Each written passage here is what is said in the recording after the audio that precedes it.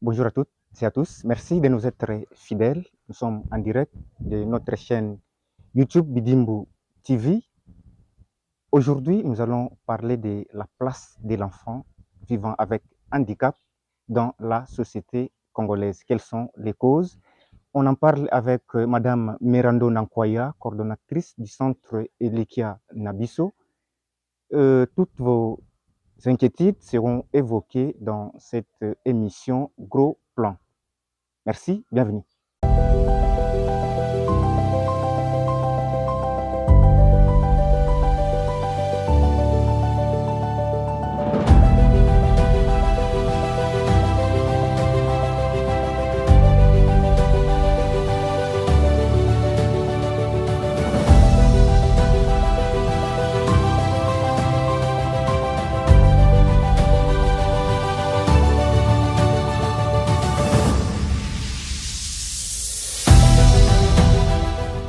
Madame Mirando Nankwaya, bonjour. Bonjour. Je rappelle que vous êtes la coordonnatrice du centre Elikia Nabiso. C'est quoi Elikia Nabiso?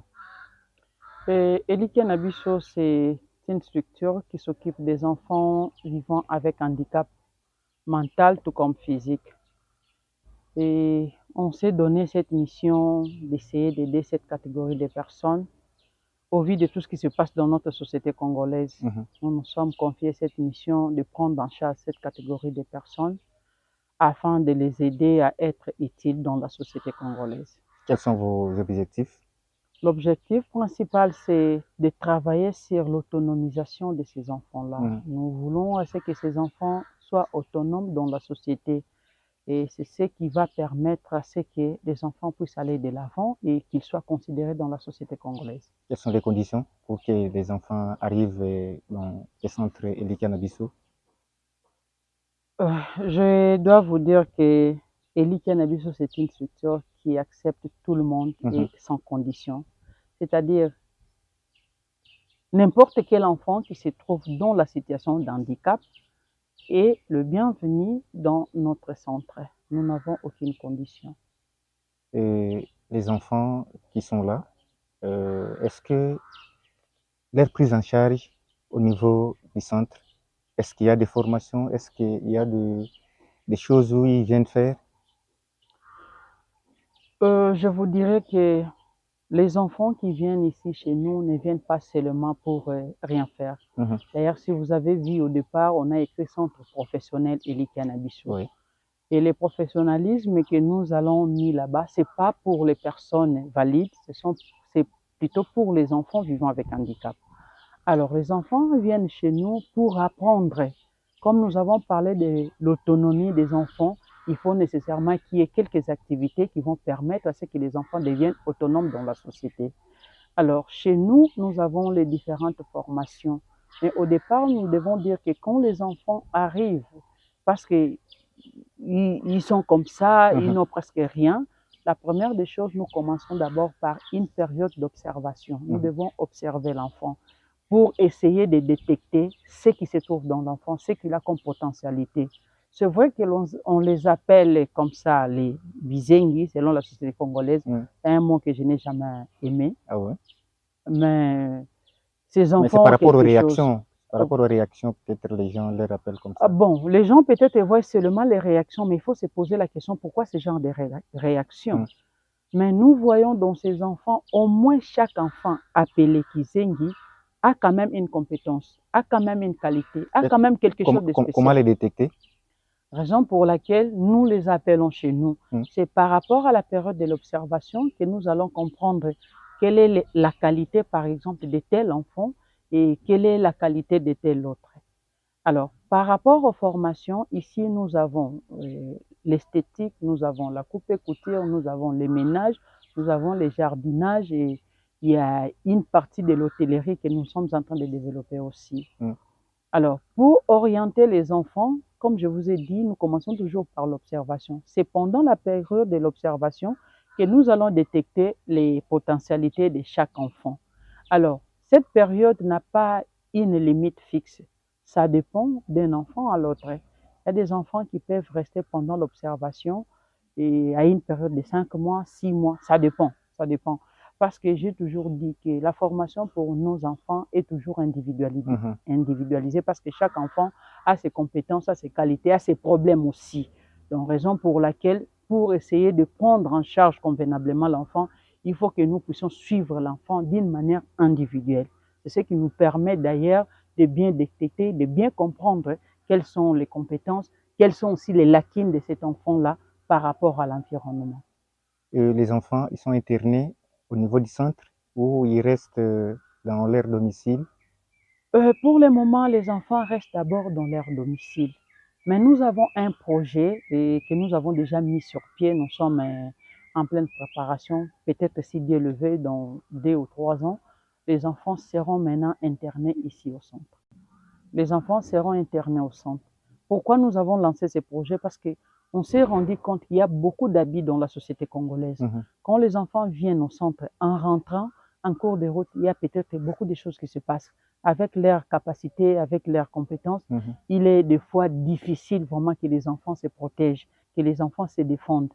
D'où les centres mettent toujours à la disposition de ces enfants-là, au moment où le bus n'est pas opérationnel, les agents qui partent toujours accompagner les enfants. Mais il y a un élément que je dois stipuler.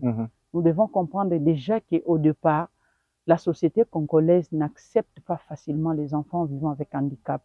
Raison pour laquelle, même au niveau de leur famille, il y a toujours ce sens de rejet, de stigmatisation.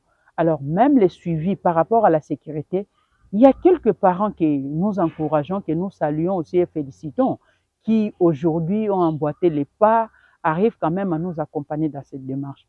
Mais il y a de ceux jusque-là restent encore à ce niveau de comprendre que l'handicap, c'est une source de malédiction, c'est une source de malchance, c'est un mauvais sort, ainsi de suite.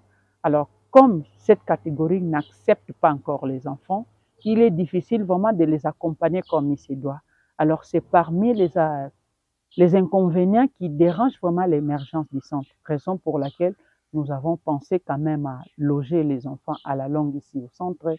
Et je pense que ça sera une bonne chose, et pour les enfants, et pour nous les responsables. Et ça sera toujours gratuit, même s'ils seront logés au centre. Parce on voit toujours ailleurs, on dit c'est gratuit, mais il faudrait peut-être s'enregistrer avec 1000 francs, 2000, 3000. Ce n'est pas le cas pour le centre Likiana Bissau. Je vous assure que depuis que le centre Liki a commencé en 2016 jusqu'à nos jours, aucun enfant n'a payé un rond. Que ce soit pour les services de kiné, que ce soit pour l'école, aucun enfant. D'ailleurs, je vais vous dire une chose. Nous devons comprendre la réalité de l'environnement dans lequel nous nous retrouvons. Aujourd'hui, à Kinshasa, si vous voulez comprendre, vous voulez vivre les réalités de la pauvreté, ce n'est pas dans les centres-villes. Allez-y dans le périphérique de Kinshasa. Et Mongafula est l'une des communes périphériques de Kinshasa. Exact. Je ne dis pas que toutes les personnes qui sont à Mongafula vivent dans la pauvreté, mais par rapport à la catégorie des enfants que nous avons ici, et je vous dirais que sur 100%, 98% se retrouvent dans une situation économique, sociale très, très compliquée. Et en dehors de ça, il y a encore un autre élément. Déjà au Congo, l'handicap n'est pas bien conçu. Alors, nous avons constaté qu'aussitôt qu'on détecte le problème de l'enfant, sur 100% des papas, 99% partent. On laisse la maman seule. Alors, c'est la seule maman qui est papa, qui est maman, qui est au four et au moulin, qui doit chercher pour les autres enfants et pour l'enfant concerné. Donc, on sent déjà que ses épaules sont déjà fatiguées. Alors, si on doit encore demander un sou à cette dame, c'est une façon de l'enterrer vivante. C'est une façon de l'enterrer vivante. On a quand même visité le local du centre Likiana Bissau. C'est quand même félicitations déjà. Mais vous dites que les enfants ne payent rien. D'où vient le financement? L'État congolais vous finance ou ça provient d'où exactement? Depuis que le centre Elikia a commencé ses activités, l'État congolais n'a jamais donné quelque chose. Je dis bien jamais. Je pèse bien mes mots. Et tout ça, ça vient d'où? Je vous dirais qu'au départ, cette initiative vient d'une dame qui s'appelle Madame Misa Mupondo. Elle a eu un enfant aussi avec beaucoup de problèmes, c'est-à-dire l'enfant est né avec 9 ou 8 pathologies. Et grâce à Dieu, au fur et à mesure qu'on avance, aujourd'hui, Elikia est en train d'avancer. Il reste quelques pathologies seulement. Alors, elle ne vit pas au Congo, elle vit en Suède. En comparant la situation des enfants vivant avec handicap en Suède, soit en Europe en général, et celle d'ici, elle s'est rendue compte que les enfants étaient vraiment abandonnés à leur propre sort. Et on s'est croisés dans une situation où moi, j'avais aussi un enfant malade qui vient de nous laisser au mois de janvier, paix à son âme. On s'est croisés et ensemble, on a mis les idées pour que nous puissions travailler sur l'autonomie des enfants. Parce qu'on se disait, d'abord les parents sont vivants, mais on a vu que les enfants étaient abandonnés à leur propre sort. On nous a fait cadeau de pas 2, pas 3, pas 5 enfants, plusieurs. C'est-à-dire le parent qui venait toujours, ah, maman Likia, besoin d'abino mwana oyo. Maman Daniel, besoin d'abino mwana oyo. C'est pour dire que le parent ne veut plus de cet enfant-là par rapport à sa situation. C'est pas parce que l'enfant est en bonne forme, mais c'est parce que l'enfant a un problème d'handicap. Raison pour laquelle on veut se débarrasser de cet enfant-là. Alors on s'est dit, bon, imaginez que les parents sont vivants, l'enfant est rejeté, l'enfant est traumatisé, stigmatisé dans la société. Mais à plus forte raison, demain, si les parents ne seront pas là, qu'est-ce que cet enfant va devenir?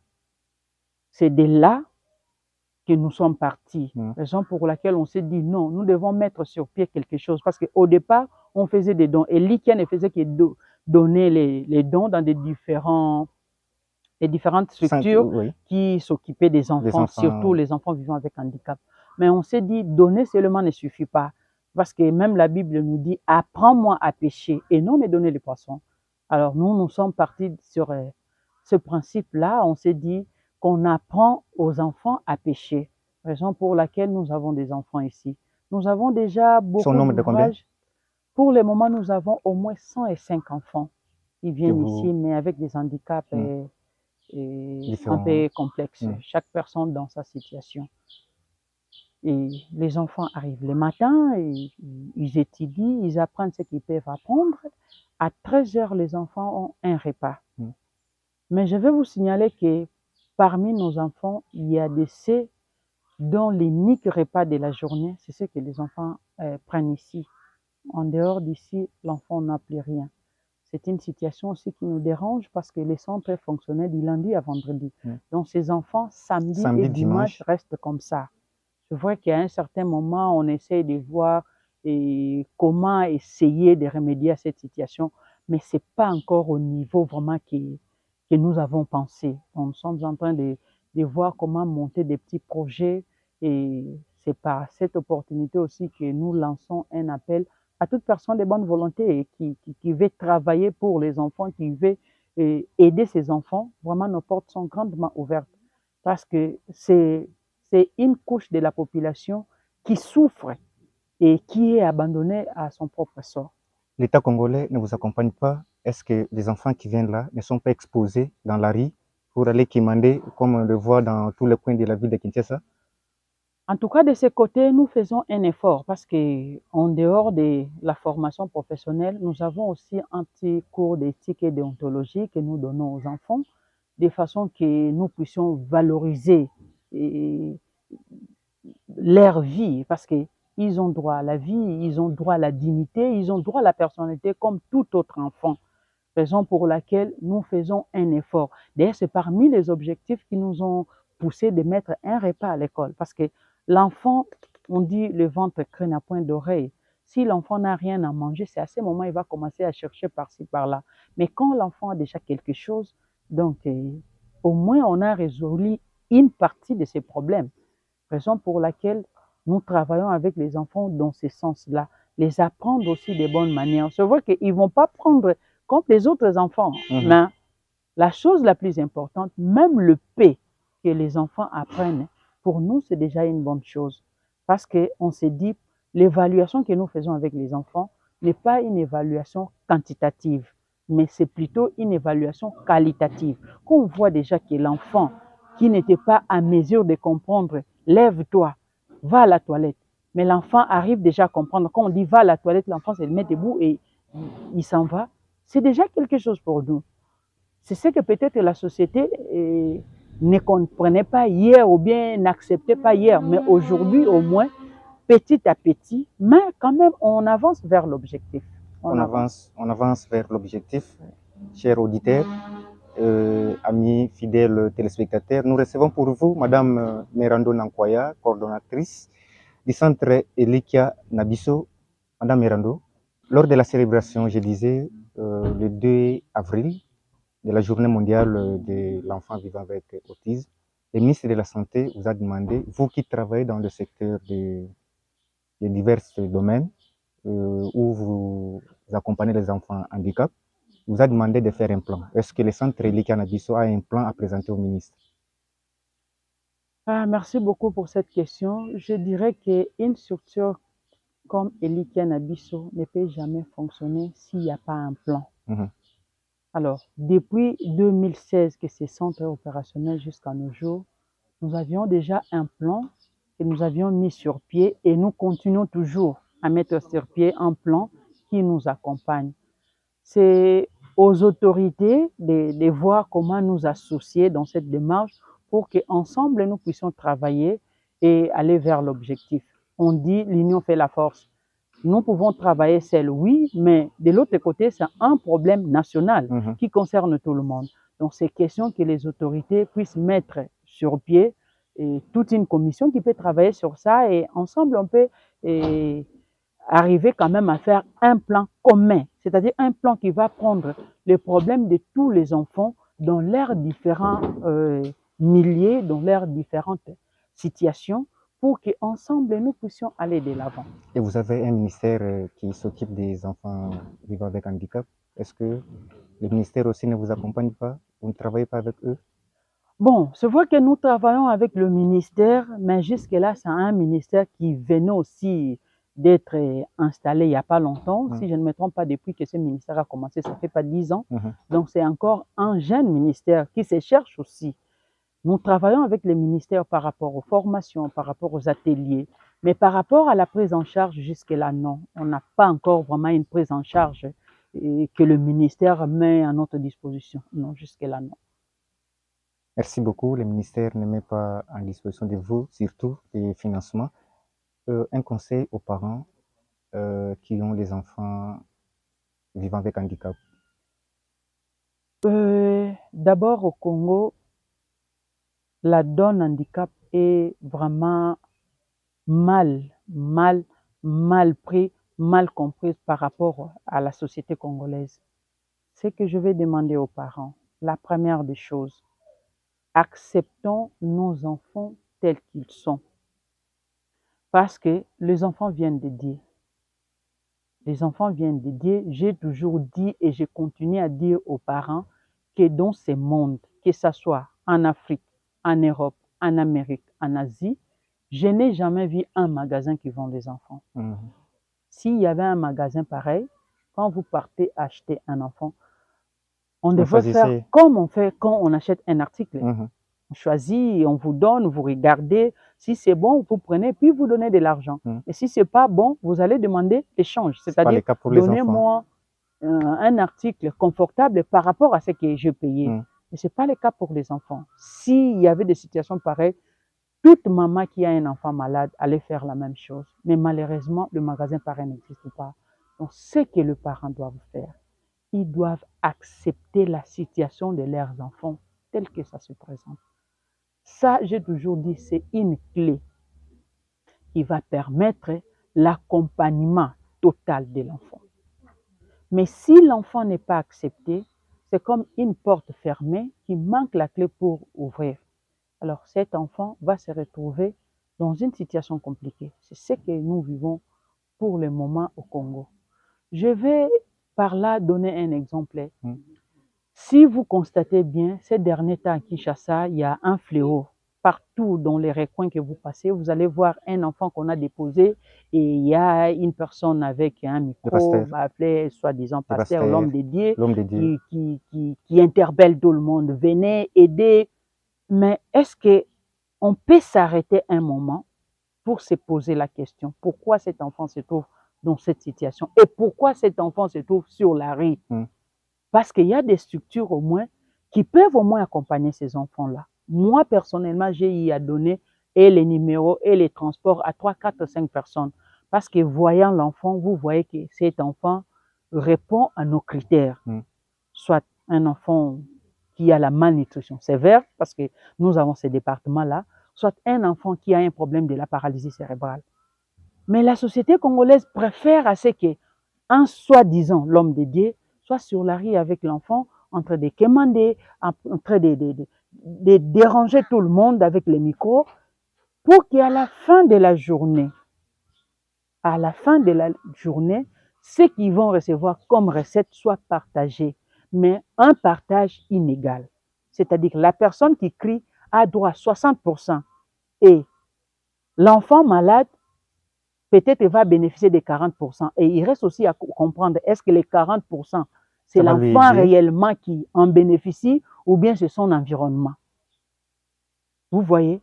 Donc l'enfant est devenu comme une marchandise. Une marchandise, et à ce moment-là, on ne pense pas à la dignité de l'enfant.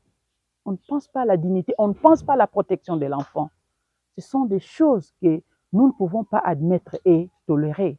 Ce sont des choses, étant que des structures qui travaillent sur le bien-être des enfants, nous sommes vraiment contre ces pratiques-là.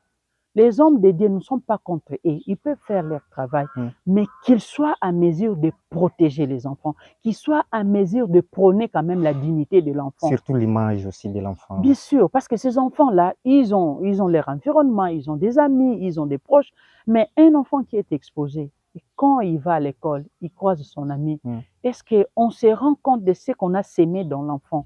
On se rend compte des traumatismes qu'on a créés dans cet enfant, les stress. Tout ça, ce sont des choses que nous devons voir. Par là, vraiment, je fais appel au ministère des tutelles, c'est-à-dire les ministres des affaires sociales, des personnes vivant avec handicap, des droits de l'homme même, d'essayer de mettre vraiment le point sur les i par rapport à cette situation. Les enfants, bien que leur situation, ils ont droit à la vie, ils ont droit à la personnalité, ils ont droit à la dignité, ils ont tous les droits comme les autres enfants qui n'ont pas de problèmes, soit de santé, soit d'handicap. Donc vraiment, nous lançons un appel par rapport à cette situation. Nous ne voulons plus voir les enfants exposés comme ça. Imaginez, messieurs les journalistes, un enfant qui reste de 7h à 17h avec le soleil accablant, avec toutes les réalités, les intempéries, l'enfant est exposé. Des fois, un enfant malade, et lui qui a eu à sauver, malheureusement, c'était un peu en retard, une petite fille qui avait un problème de cancer, exposée au niveau de Matadi Kibala, sous le soleil. Imaginez le problème des cancers, mais l'enfant est exposé parce qu'à la fin de la journée, il y aura un 50 000, sa maman aura droit à 20 000 et l'homme dédié aura droit à 30 000 francs. Allez-y comprendre les conséquences maintenant sur la santé de l'enfant. Madame Mirando, le message est passé. Comment vous joindre? Les centres, l'adresse, et donnez aussi votre numéro, peut-être devant ces micros, les gens viendront vers vous pour amener les enfants vivant avec handicap. Alors, les centres se trouvent dans la commune de Mongafula, précisément sur l'avenue Elikia numéro 3. Nous sommes dans le quartier Kimbondo. La référence que nous donnons facilement, c'est les bureaux de la douane. Quand vous arrivez là, vous descendez, nous sommes à quelques 200 mètres. Et notre numéro, nous avons les plus 243 81 76 43 491. Ça, c'est notre numéro de contact. Et le centre est opérationnel de lundi à vendredi, de 8h à 14h. Bon, après 14h, ce sont les travailleurs qui restent peut-être pour mettre un peu de l'ordre et la propriété, mais officiellement, c'est de 8h à 14h. Nous faisons appel à tous les parents qui gardent encore les enfants vivant avec handicap, surtout mental, à la maison. Il y a un endroit pour ces enfants-là. Quand vous allez arriver sur place, vous allez voir peut-être que votre cas n'est pas vraiment le plus compliqué par rapport aux autres cas que vous allez trouver ici sur place. Venez avec les enfants parce qu'ils ont droit à la vie, ils ont droit à l'éducation, ils ont droit comme tous les autres enfants. Nous ne pouvons pas faire l'injustice entre nos enfants parce que c'est lui un bon et due forme, c'est celui-là qu'on va promouvoir dans la société et l'autre, on les cache derrière la maison, comme ça se fait dans la société congolaise. L'autre, c'est l'enfant qu'on enferme toujours quand on va à l'église, quand on va dans des manifestations. Vraiment, nous devons bannir toutes ces pratiques-là. Ils ont droit à la vie. Et si vous voyez que vous n'avez pas vraiment l'amour de vivre avec ces enfants-là, ils ont un endroit ici. Venez avec les enfants, ils seront toujours les bienvenus. Venez avec les enfants, ils seront toujours les bienvenus. Madame Mirando Nankoya, merci de répondre à notre invitation. C'est à moi de vous remercier. Ça n'est fini pour aujourd'hui, chers téléspectateurs. Merci de nous avoir suivis. Au revoir. Merci.